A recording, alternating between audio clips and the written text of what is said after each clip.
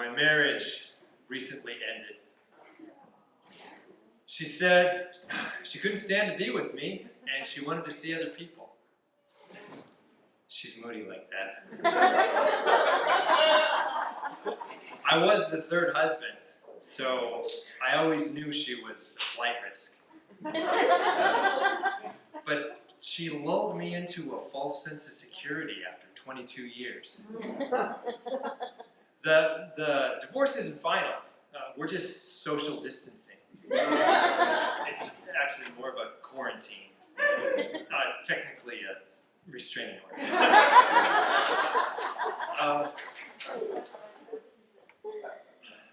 Last week I actually got congratulated on my divorce. And I really wasn't expecting that from my mother. Or my therapist. Or my ex-wife. I wish I had a bra to pull something out.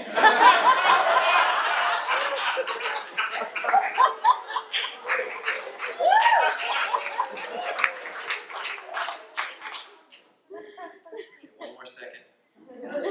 What did Tony say? It's, now where was I going with this? Okay. So mother, ex-wife. Oh yeah. Ex-wives give advice. A lot of people give me advice. Like, stay positive. Okay. Till death do us part. Honey, thank you for divorcing me and not murdering me. And she could do it too. After all the carpools and princess birthday parties she organized, she was a really good planner. I've been working on my divorce bucket list. That list of things that married people lay awake thinking about never doing. Leave the toilet seat up all day long. Say something.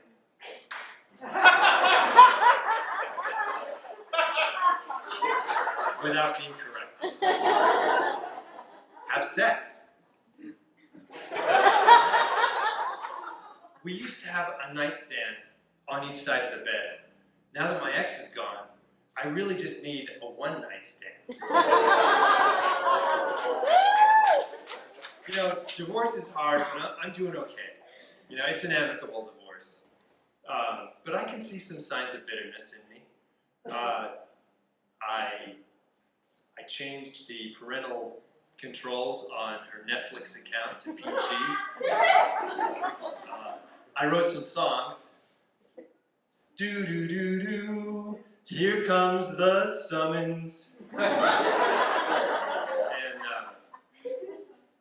what part of ho don't you understand? So maybe a little bitter.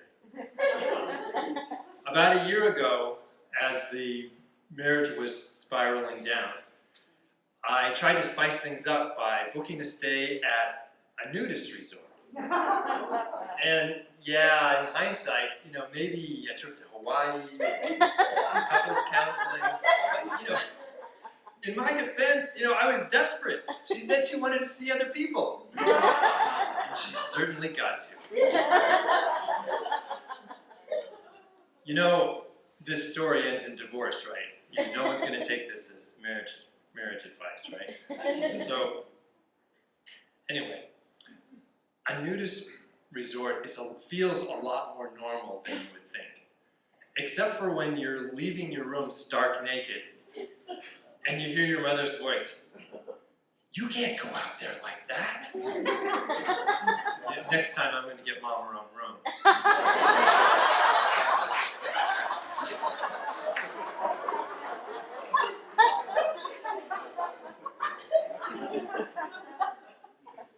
Okay.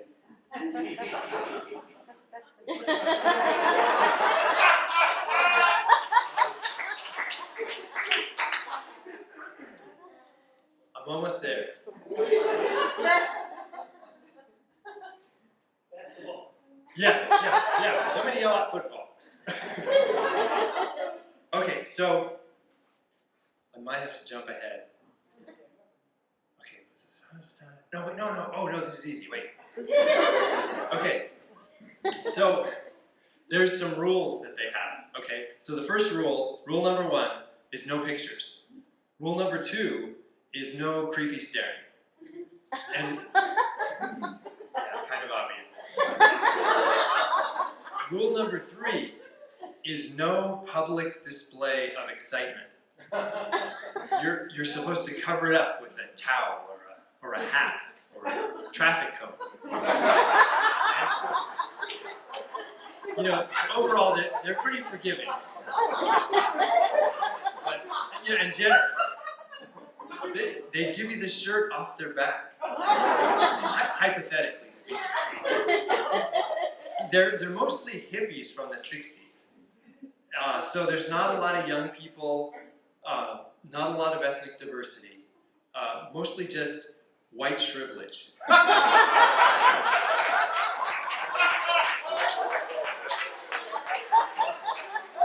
And I normally don't get much sun, so I'm the whitest white boy in the place. And I literally glow in the dark. So I feel more naked than everybody else. But if I just make it worse if I try to modestly cover myself up with a towel, because then people just think I'm hiding rule number 3. So I was expecting a bunch of naked people sitting around a pool, checking each other out. But they actually have a lot of fun games and activities. They've got ping pong, pool, pickleball. I know where the name comes from now. They got Zumba and yoga. They even have karaoke. And they encourage you to get up there and show everybody what you've got. And, if you're nervous, you don't have to imagine it. Everybody is naked. You appreciate this new anatomical diversity. And Victoria doesn't have any secrets. In a lot of cases, she's oversharing.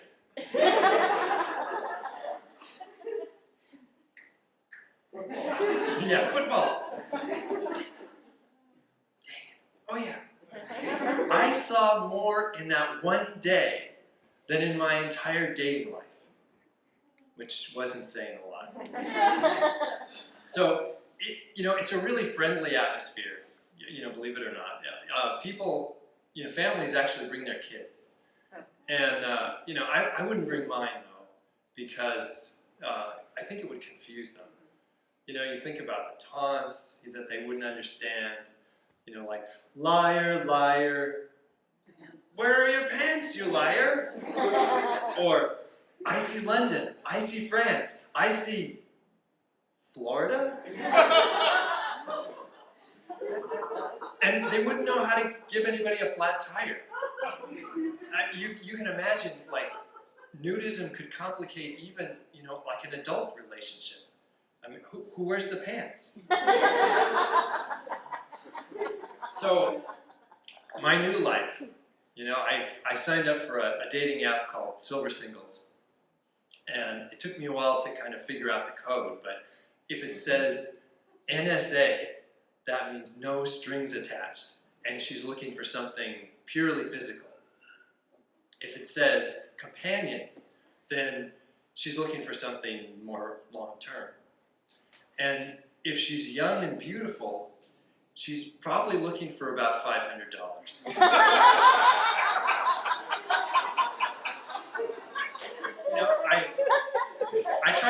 I tried speed dating, but the thing about speed dating is it all happens so fast. It's like name, occupation, hobbies, credit score, marital status. And if it goes well, then it's like time, date, place, email, and medical records. So, one of the real tragedies of divorce is that all of the songs that I wrote for my ex, I just can't sing them anymore. So, you know, if you guys wouldn't mind, just for old time's sake, if I just sang one song.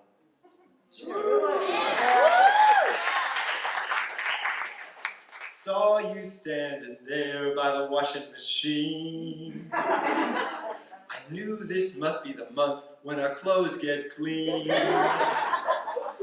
Put my flip-flops on so I could mow the lawn. And I could tell it had been a while, 'cause it was just dirt, yeah, dirt. But I mowed those gopher mounds and I said, I love life with you. So put another load in the Kenmore, baby. And when your chores are through, I'll grab another beer, spend some time with you.